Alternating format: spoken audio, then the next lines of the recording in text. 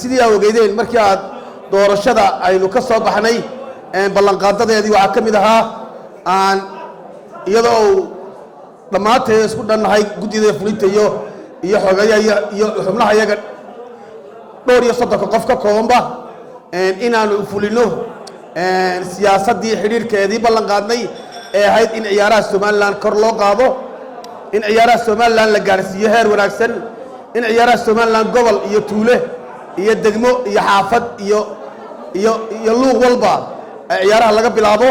qof kastaaba uu ka cilbaxo qof kastaaba ciyaaruhu gaaraan Soomaaliland iyadoo markii hore ku koobnaydun wax yar degmo yar xaafad yar caasimad iyo meelo kooban maanta waxaan filaynaa inay ku kooban tahay inay gaari doonto Soomaaliland oo dhan heer walay taagan tahayba